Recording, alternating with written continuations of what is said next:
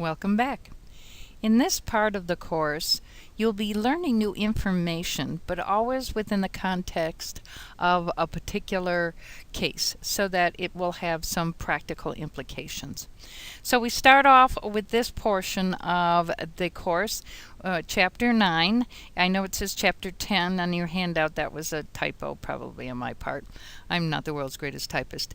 Anyway, this is Chapter 9, not 10 as it says, where it's going to look at the effect of chromosomal translocation, and this is a disorder that will then result in multiple congenital abnormalities, as you see in the pictures of the two children, or actually the little girl here.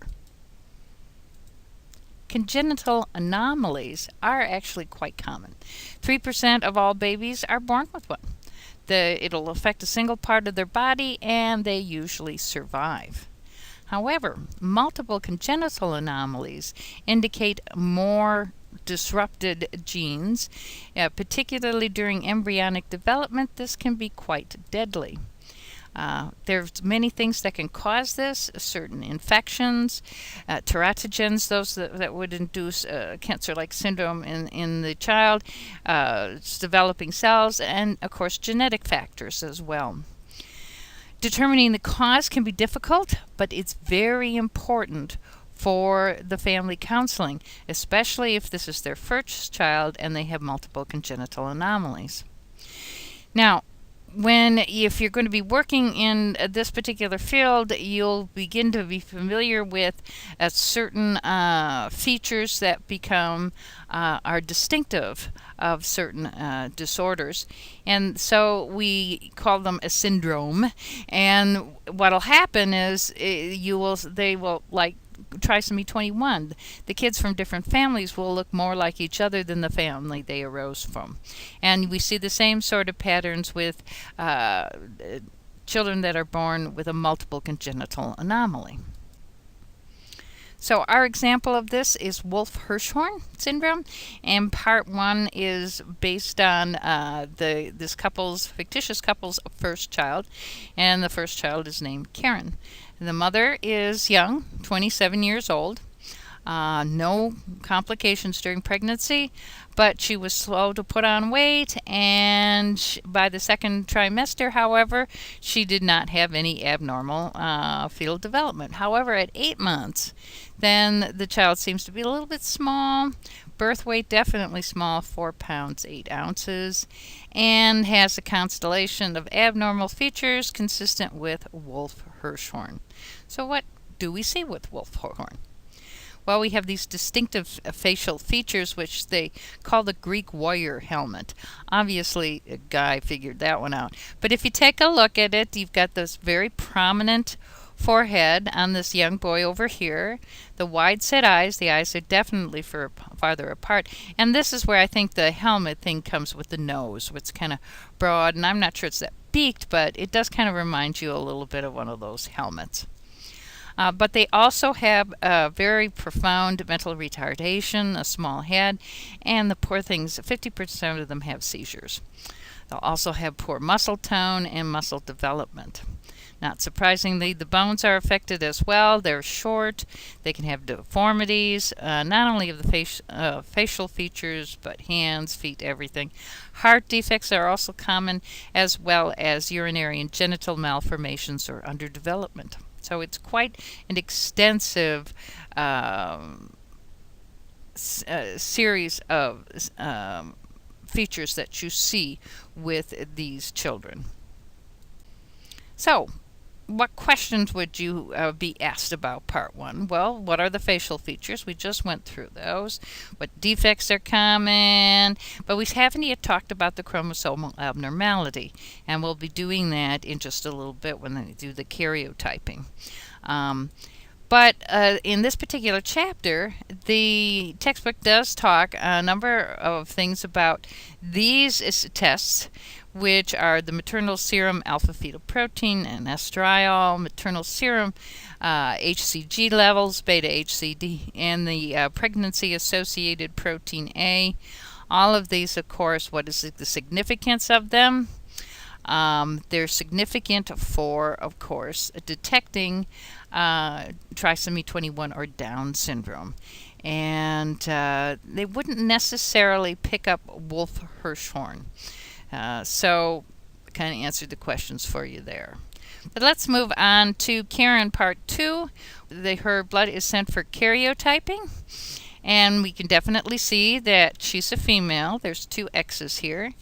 And as you can see with the arrow up here on chromosome 4, this chromosome 4 seems to be a little longer, may have something extra or show a loss of it. Actually, I think it's with the 8, but let's move on. Increased. So what they see is a deletion of material on the short arm of chromosome 4 and then some extra material attached to it. In order to confirm the loss of chromosome 4, they do a fluorescent in situ hybridization, or FISH. And this will give you this kind of a nice picture here. You can see the patient. This is another little girl that has a deletion of 4P, short arm. And this is showing you the 8 different chromosome here. So you've got extra 8s, but it seems to be more have to do with actually the loss of chromosome 4. So Karen has what we call an unbalanced translocation. She actually lost material from the short arm of chromosome 4, gained material from chromosome 8Ps. That's why there were 3 little areas that fluoresced. And since the features look like Wolff-Hirschhorn, thus the loss of the 4P, chromosome 4P, is the dominant effect in this. The extra material from chromosome 8P, we don't really know what its significance is in this case. So Karen's unbalanced translocation, you've got to think about where is this coming from. It's probably because one of her parents has a balanced translocation. And when things paired up, then the separation wasn't quite good, and so you get this unbalanced translocation in the child. So Karen at this point has no life-threatening problems, but she's definitely going to have developmental problems. And the parents should have chromosome testing. Why? To find out who's got the translocation, of course, and to figure out what they should, even with the next child, what additional testing they can do to detect any further problems.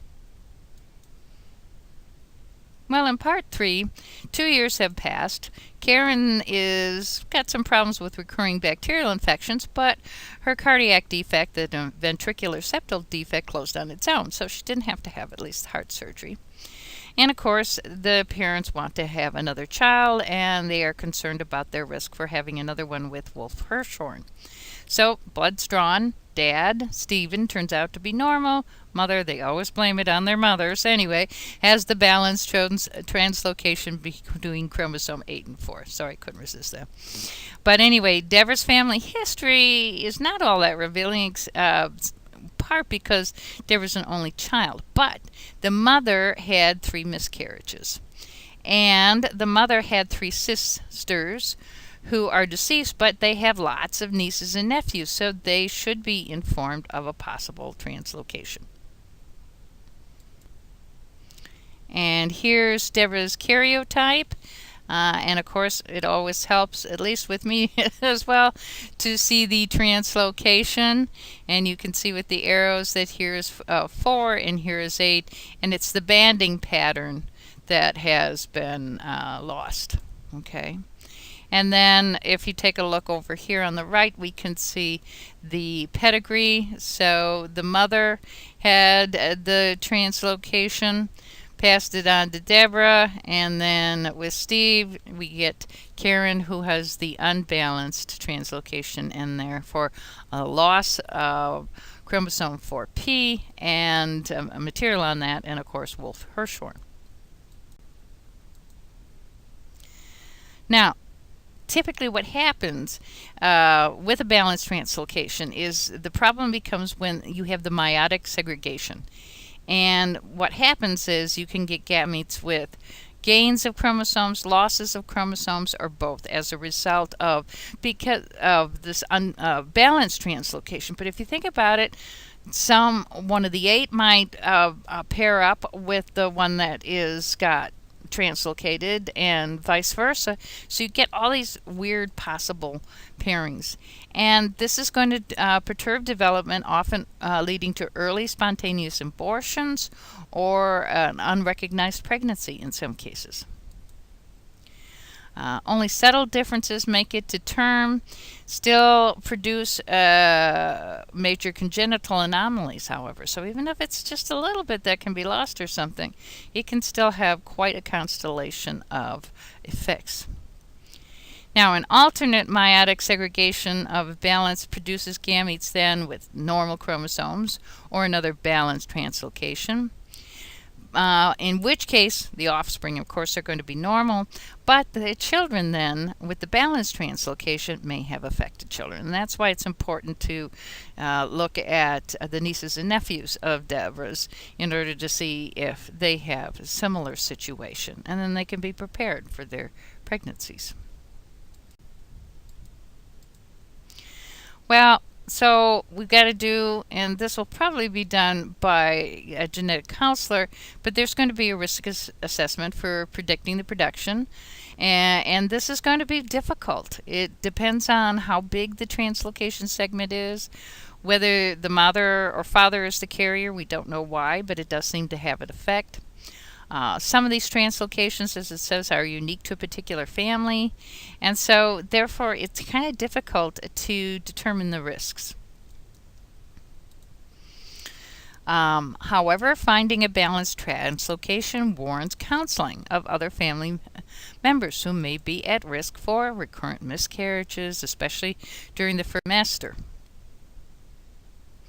So I think I cut myself off on that last stage, but I was just saying that, if they have a balanced translocation, they'll be at risk for spontaneous abortions, especially in the first trimester. So then that takes us to part 4, their second child. So they decide, Deborah gets pregnant, and they decide to do an amniocentesis at week 16.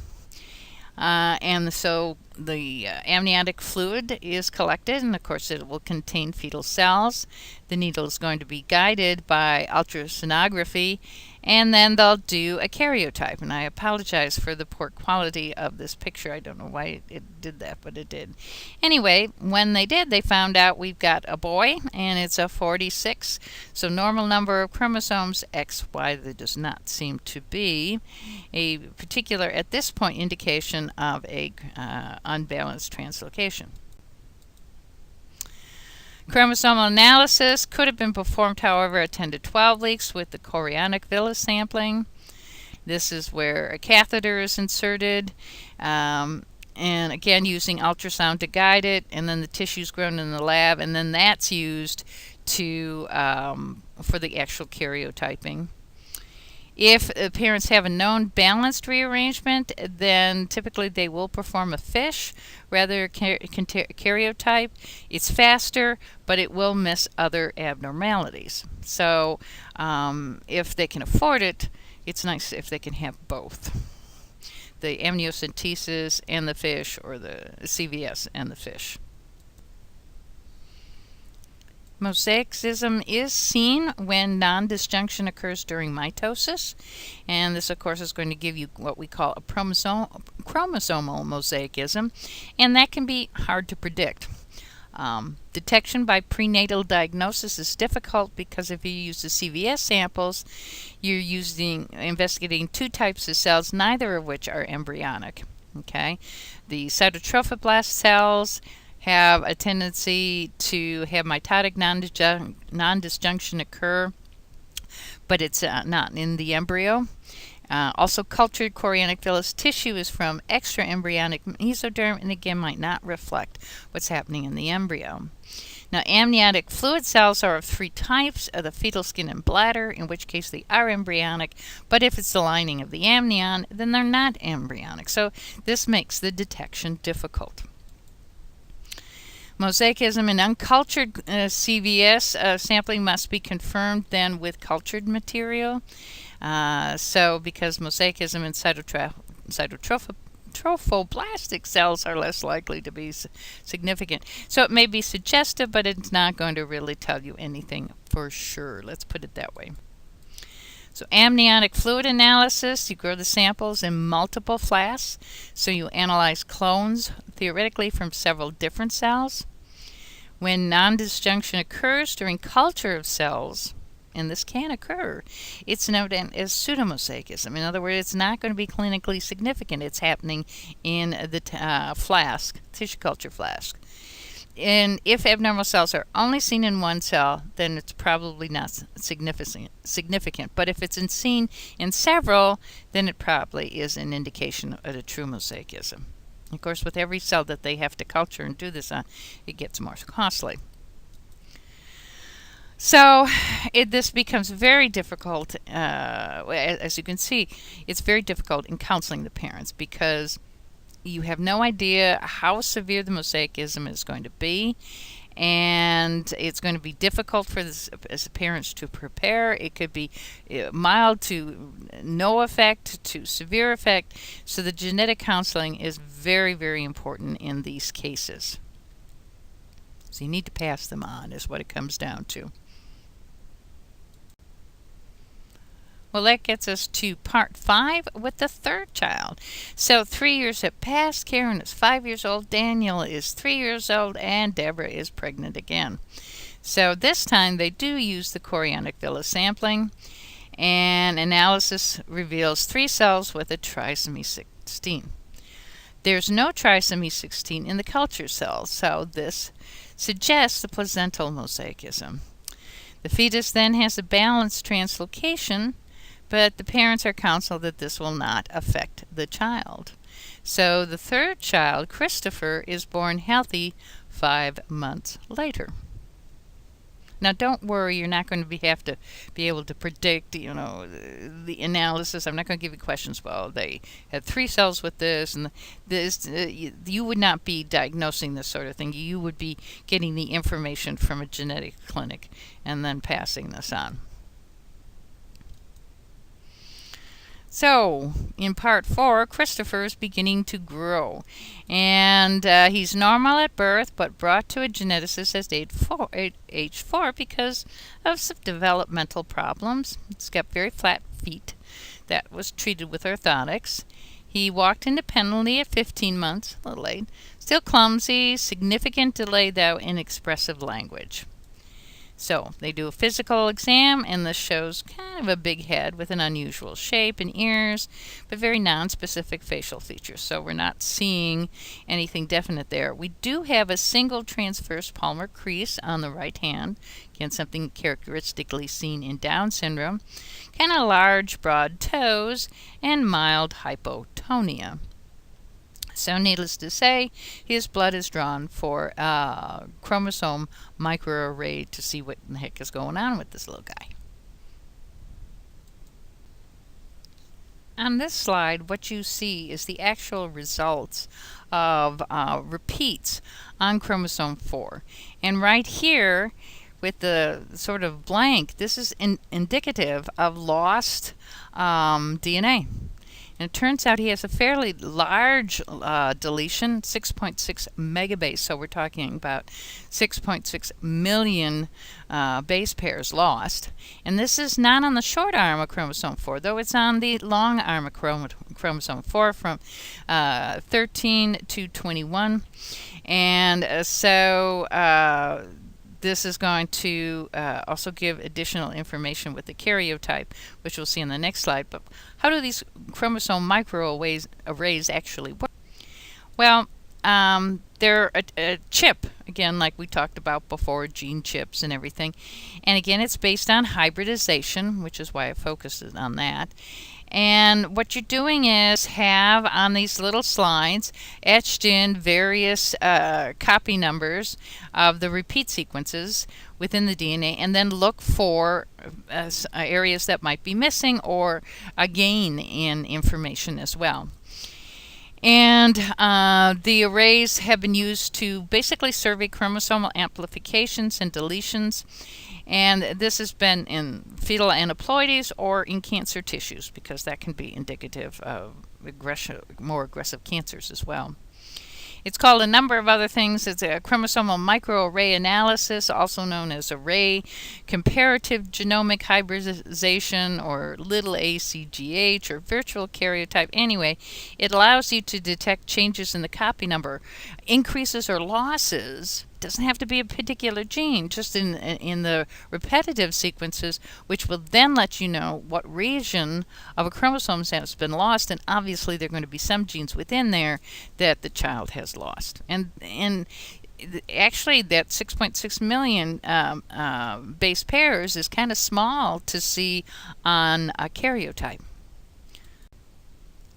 So with this karyotype, turns out that Christopher has a very subtle interstitial deletion. So it's within the chromosome, and unfortunately no other patients have been reported with this particular deletion. And this can happen with your patients. However, there are other patients with larger deletions that have some of his facial features, so the deletion is probably the cause of his problems. So you can see that once something like this, a child with one of these syndromes occurs, you can be following the child and the parents and additional children for quite some time. So this is how clinical cytogenetics usually begins. The first tier test, as they say, is the chromosome microarray analysis. These are for children that come in a little bit later with a developmental delay, not obviously seen at birth, maybe intellectual disability, or even autism spectrum disorders. Then you do the standard karyotyping like we did with Christopher. Obviously you're looking for the most common, trisomy 21, 13, and 18, or Turner syndrome, or Klinefelter. And then also, because if the parents have had recurring miscarriages or a history of infertility, you want to do the standard karyotyping as well. Then you do the molecular cytogenetics. So the first tier is the microarrays, then the standard karyotyping, and then the molecular techniques, the FISH and the comparative genomic hybridization, so you can identify deletions and rearrangements with the FISH very nicely. The CGH again gets us very small duplications and deletions, but it is rather insensitive to balanced rearrangements. So you need the FISH and you need the CGH microarray to get this all done, or at least get it somewhat sorted out. Sometimes it isn't even sorted out after then, and that's the hard part to tell the family. Now, nowadays we can do theoretically pre-implantation diagnosis. This, of course, would have to be the individual's choice. This is something that has been suggested in vitro fertilization. You remove a single blastomere from the early embryo at 8-cell stage. You can do this, and it doesn't seem to affect the development of the embryo. You then use the FISH studies to detect the trisomies, etc., and then isolate DNA and test for specific mutations in the parents, especially if they're known to carry a mutation. And if okay, then you implant the embryo in the mother. But it crosses the line, I think, a little bit with some of the ethical situation. It's a form of embryo selection that I don't think a lot of people can live with. And so you have to be aware of who the parents are in the situation, and whether this would be something compatible with their beliefs. But I couldn't resist ending this particular talk with a picture. So I ended this particular case looking at chromosomal translocations and their effect on the children with this embryo sampling, a picture of the steps of what is done, whereas over here on the right you have the actual pictures showing you them bringing in the needle and taking out a single cell. As you see over here on the lower right here, that's a single cell. And apparently this doesn't affect the embryo at all, which I find somewhat miraculous. But then I find the whole process somewhat miraculous. So they can't say much more than that because it really is a miracle every time it happens. So I'll land on that note, and I will see you in chapter 10.